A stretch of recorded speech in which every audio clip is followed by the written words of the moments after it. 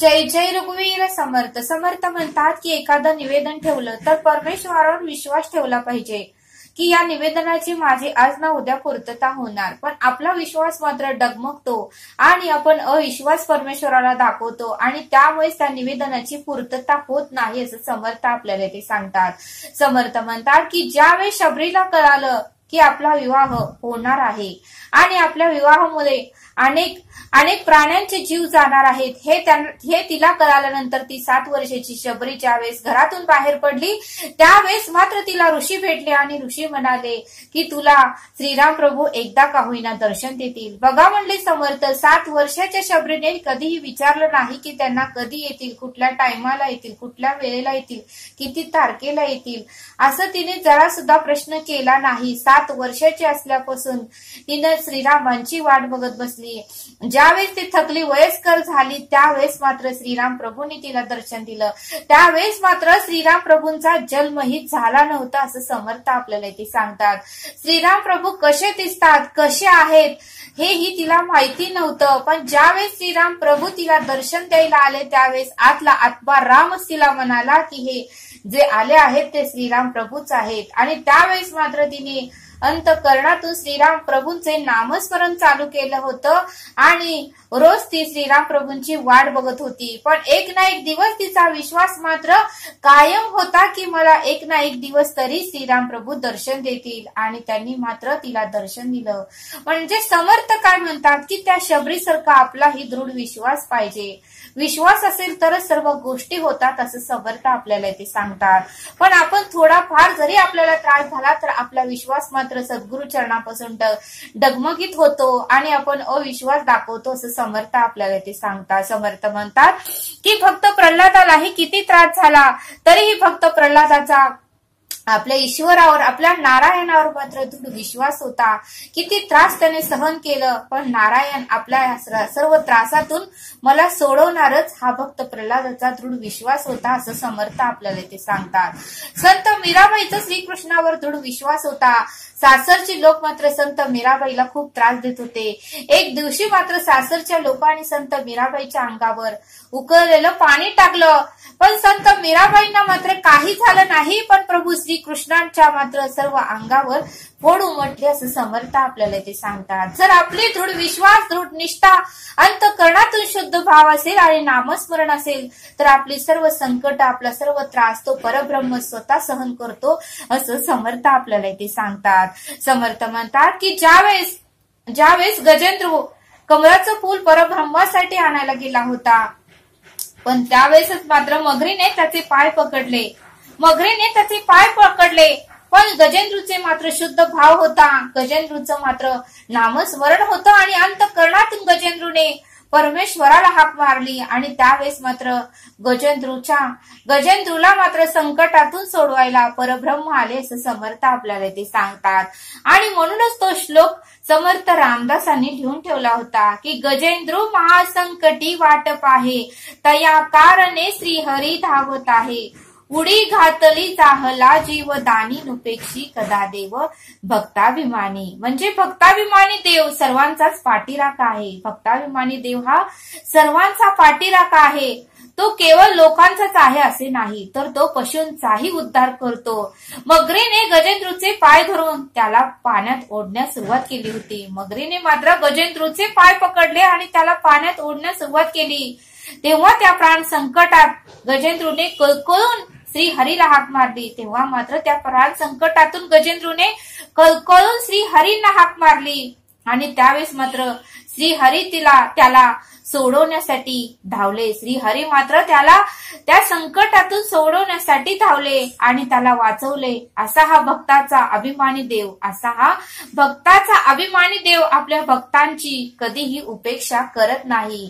आणि म्हणूनच समर्थ म्हणतात की आपल्यालाही दृढ विश्वास ठेवता आलं पाहिजे. अंतःकरणातून शुद्ध भाव आपला पाहिजे. परमेश्वराचं नामस्मरण करताना आपला शुद्ध भाव पाहिजे असं समर्थ आपल्याला इथे सांगतात. सांगतात. समर्थ म्हणतात की आपण 4-4 तास मोबाईल बघण्यामध्ये वेळ घालवतो.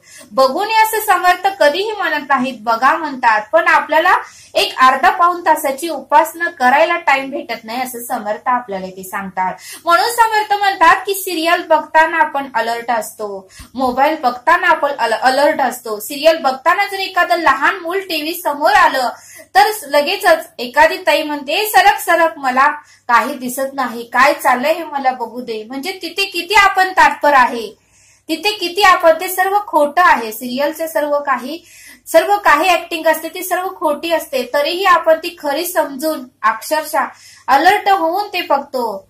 पण जेथे आपल्याला खरं दिलं आहे, शाश्वत दिलं आहे, आपल्याला जेथे श्रवण दिलं आहे, उपासना दिली आहे, ते मात्र आपण अलर्ट होऊन करत नाही असं समर्थ आपल्याला ते सांगतात. म्हणून समर्थ म्हणतात की श्रवणाला सुद्धा आपण लांबून जातो आणि तिथे गेल्यानंतर मात्र आपल्याला झोप येते. मग समर्थ म्हणतात की श्रवणामध्ये जर आपण झोपलो तर आपल्याला काय श्रवण झालं आहे ते कळणार नाही. म्हणून समर्थ म्हणतात की आपल्याला तेथे समर्थांना निवेदन ठेवता आलं पाहिजे की 2.5 तास या देहाकडून उत्तमाचे श्रवण तुम्हीच करून घ्या. असं जर निवेदन ठेवलं तर आपल्याला झोप येत नाही असं समर्थ आपल्याला इथे सांगतात. आणि म्हणून समर्थ म्हणतात की एक दिवस जर आपल्याला जेवण मिळालं नाही किंवा आपण एक दिवस जेवलो नाही तर आपली अवस्था किती भयानक होते. आपल्याला त्रास होतो, कशात मन लागत नाही, सतत आपल्याला भूक लागते, आपलं मन बेचैन होतं. तसंच म्हणले समर्थ, एक दिवस जरी आपण उपासना नाही केली तर आपल्याला तसा त्रास झाला पाहिजे असं समर्थांनी आपल्याला ते सांगितलं. म्हणून समर्थ म्हणतात की 2 टाइमची उपासना उत्तमाची करा, आठवड्याचं श्रवण उत्तमाचं करा, तुमच्या निवेदनाची पूर्तता ही नक्कीच होईल असं समर्थ आपल्याला ते सांगतात. समर्थ म्हणतात की आपल्या हाताला चिकन लागला तर तो आपण लगेच धुतो, का तर आपल्याला घाण वाटतं, तो चिखल आपण लगेच धुवून टाकतो. तसं समर्थ म्हणतात की या देहामध्ये विषयांचा चिखल आहे, या देहामध्ये विषयांचा पूर्णपणे चिखल भरलेला आहे, तो तुम्ही काढून टाका तर तुम्हाला त्रास होणार नाही असं समर्थ आपल्याला ते सांगतात. विषयांचा चिखल म्हणजे तर काय, काम, क्रोध, मद, अहंकार, कामना, वासना, मत्सर, द्वेष, तिरस्कार हे सर्व विषयच आपल्यामध्ये आहेत. हे हळूहळू करून आपल्याला कमी करता आलं पाहिजेत असं समर्थांनी आपल्याला ते सांगितलं. समर्थ म्हणतात की म्हसोबा कधीही म्हणत नाही की मला बोकड कापा, पण अज्ञानी लोक मात्र म्हसोबाच्या समोर जातात आणि बोकड कापतात. पण म्हसोबा म्हणतोय की मला तर ते लागतच नाहीत, जे लोक कापतात त्या लोकांनाच खायचं असतं, ते फक्त माझं नाव घेऊन ते कापतात आणि खातात असं समर्थ आपल्याला ते सांगतात. मग समर्थ म्हणतात की अज्ञानी भक्ती करू नका. ज्या प्राण्यांचा आपण जीव देतोय, जे प्राणी तळतळ करतोय, आपल्याला तळतळाट देतोय, ती भक्ती अज्ञानी आहे असं समर्थांनी आपल्याला ते सांगितलं. कुठलाही देव म्हणत नाही की माझ्यासमोर तुम्ही बोकड कापा.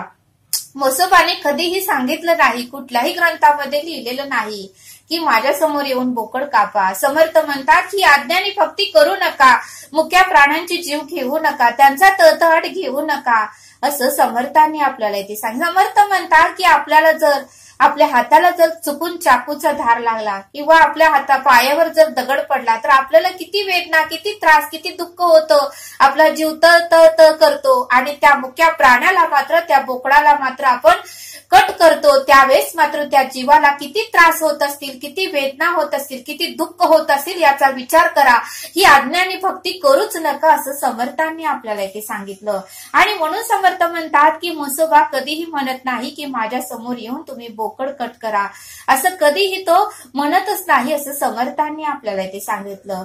ही अज्ञानी भक्ती करू नका असं समर्थ आपल्याला इथे सांगतात. समर्थ म्हणतात की अशाने परमेश्वर आपल्याला कधीही प्रसन्न होणार नाही. अशी जर आपण भक्ती करत राहिलो तर अशाने परमेश्वर आपल्याला कधीही प्रसन्न होणार नाही असं समर्थांनी आपल्याला इथे सांगितलं. आणि म्हणूनच समर्थ म्हणतात की अज्ञानी भक्ती करूच नका. समर्थ म्हणतात की सात्विक अन्न खावा म्हणजे तुम्हाला सात्विक विचारच येतील. आणि म्हणूनच समर्थ म्हणतात की 2 डब्यामध्ये, एका डब्यामध्ये मांसाहार ठेवा आणि दुसऱ्यामध्ये साजूक तूप ठेवा आणि 8 दिवसांनी ते दोन्ही डबे उघडून बघा. मांसाहारी डबा उघडला तर त्याच्यामध्ये आळ्या दिसतील आणि तूप उघडलं, साजूक तुपाचा डबा उघडला तर त्याच्यामधून सुहासच येईल. मग समर्थ म्हणतात की कुठलं अन्न सात्विक आहे त्याचा तुम्ही विचार करा. जर आपण मांसाहारी आहार घेतला तर आपल्यामध्ये राग, द्वेष, मत्सर, तिरस्कार भरपूर वाढणार आहेत. पण आपण सात्विक जर आहार घेतला तर हे विषय आपल्यामध्ये कमी असणार आहेत असं समर्थांनी आपल्याला ते सांगितलं. आणि म्हणूनच समर्थ म्हणतात की नेहमी सात्विक अन्न खाण्याचा प्रयत्न आपण केला पाहिजे असं समर्थांनी आपल्याला ते सांगितलं. समर्थ आपल्याला एक बोध देतात. एका गावामध्ये एक शेतकरी होता, खूप श्रीमंत होता. 6 पिढ्याचं त्यानं उत्पन्न करून ठेवलं होतं. पण 7वी पिढीचं मात्र त्याला काळजी लागली होती आणि तो विचार करू लागला की 7वी पिढी कशी जगणार, मला त्यांची काहीतरी सोय करावी लागेल मृत्यू यायच्या आधी. पण त्याच्याकडून काय 7व्या पिढीचं उत्पन्न होईना. त्यावेळेस मात्र तो एका गुरूंकडे गेला आणि गुरूंना म्हणाला की गुरुदेव, माझी 7वी पिढीच मला काळजी लागली आहे, मी काय करू. त्यावेळेस गुरुदेवानी एका आजीकडे त्याला पाठवलं. त्या आजीचा पत्ता त्या शेतकऱ्याला दिला. त्यावेळेस तो शेतकरी गाडी करून त्या आजींकडे गेला आणि आजींकडे गेल्यानंतर ती आजींची झोपडी होती. घरामध्ये काहीही वस्तू नव्हत्या. आजीने त्या शेतकऱ्याला आत बोलवलं, या म्हणली, बसा म्हणली. घरामध्ये थोडं तांदूळ शिल्लक होतं. तिने तो तांदूळ शिजवलं, भात तयार केला, थोडस वरण केलं आणि त्या शेतकऱ्याला जेवायला वाढलं. आणि संध्याकाळी मात्र करायला आजीकडे काहीच नव्हतं. सर्व डबे मोकळे होते. त्यावेळेस तो शेतकरी आजीची सर्व झोपडी पाहू लागला. घरामध्ये काहीही धान्य नव्हतं. त्यावेळेस तो शेतकरी त्या आजीने वाढलेलं जेवण त्यानं केलं आणि तो शेतकरी त्या आजीला म्हणाला, अहो आजी, संध्याकाळी तुम्ही काय करणार, मी तुम्हाला मी तांदळाची पिशवी आणले, ते देऊ का. त्यावेळेस ती आजी म्हणाली, नको, मला काही गरज नाही. त्यावेळेस तो शेतकरी म्हणाला, मी तुम्ही संध्याकाळी काय खाणार. त्यावेळेस ती आजी म्हणाली, माझा परब्रह्म आहे, माझा परब्रह्माला माझी काळजी आहे. तो संध्याकाळी कोणाच्याही रूपात येऊन मला तो आणून देईल. मी कोणाचंही काहीही घेत नाही. त्या ईश्वरावर माझा दृढ विश्वास आहे, माझं नामस्मरण आहे. आज संध्याकाळचं भागलं की उद्या सकाळी तो कोणाच्याही रूपात येऊन मला आणून देतोय. त्यावेळेस मात्र शेतकऱ्याचे डोळे खडकन उघडले आणि त्याच्या डोळ्यात अश्रू आले आणि तो तेथून निघून गेला आणि गुरुदेवांना म्हणाला की गुरुदेव, त्या आजीला संध्याकाळची काळजी नाही आणि मी मात्र 7व्या पिढीची काळजी करू लागलोय.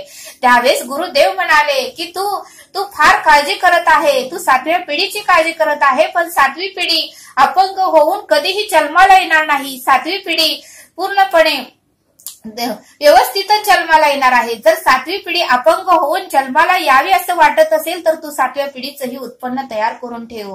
ती 7वी पिढी का अपंग होऊन जन्माला येणार आहे का, असं गुरुदेव त्या शेतकऱ्याला म्हणाले. त्यावेळेस मात्र शेतकऱ्याचे डोळे खडकन उघडले.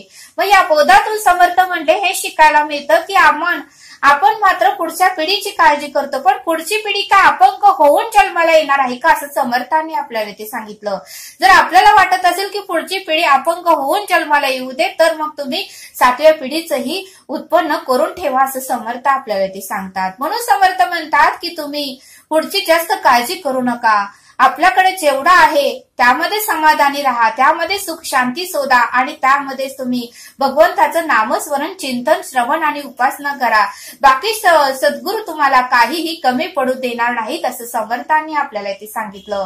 म्हणून समर्थ म्हणतात की काय करा ते आता करा, जाती घडी सार्थक साधा, कोण समय येईल कैसा, नाही या देहाचा भरोसा, दैसे जाही दिशा पक्षी उडून जाती. आपण 84 लक्ष योनीतून आपला मनुष्य जन्म मिळाला आहे. बघा म्हटले समर्थ, म्हशीला वाटतं की आपण मंदिरात जावं, दर्शन घ्यावं, श्रवणामध्ये जावं, पण म्हशीला आज्ञा नाही. आज्ञा फक्त मनुष्य प्राण्यालाच आहे असं समर्थांनी आपल्याला ते सांगितलं. समर्थ म्हणतात की गाईला, म्हशीला वाटतं की गोट्यामध्ये खूप उकळते, आता एसी लावा, फॅन लावा, पण त्यांना लावता येते का म्हणले. आपल्याला मात्र एसी आहे, फॅन आहे, कूलर आहे, ते लावून आपण झोपू शकतो असं समर्थ आपल्याला ते सांगतात.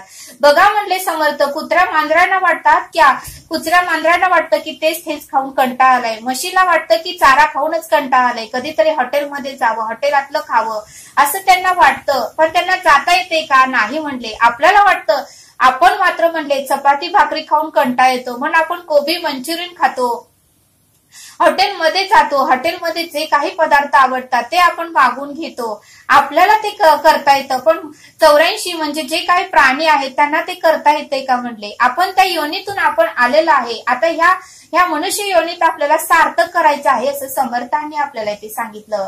परत आपल्याला 84 योनीमध्ये जायचं नाही म्हणून समर्थ आपल्याला दर आठवड्याला श्रवण देतात. कारण समर्थ म्हणतात की तुम्ही माझे वंशावळ आहात, तुम्ही माझे वारसदार आहात आणि त्यामुळे तुम्ही अधोगतीला जाऊ नये असं मला वाटतंय आणि म्हणूनच मी तुम्हाला दर आठवड्याला श्रवण द्यायला येतो असं समर्थ आपल्याला ते सांगतात. आणि त्या श्रवणाचं आपल्याला उत्तमरित्या श्रवण आपल्याला आतमध्ये आत्मसात करता आलं पाहिजे आणि त्यामध्ये आपलं आचरण ठेवता आलं पाहिजे, त्याप्रमाणे आपण वागलो पाहिजे, बोललो पाहिजे असं समर्थांनी आपल्याला ते सांगितलं. 8 दिवस समर्थ आपल्याला उत्तमाचं सांगतात, आपण मात्र ऐकतो आणि दुसऱ्या कानाने सोडून देतो. पण समर्थ म्हणतात की तसं करू नका, अंतःकरणातून तुम्ही उपासना श्रवण नामस्मरण केलं की तुमच्याही निवेदनाची पूर्तताही होणारच असं समर्थांनी आपल्याला इथे समजावून सांगितलं. तरी आता आपण येथेच थांबूया. धन्यवाद. जय सद्गुरू.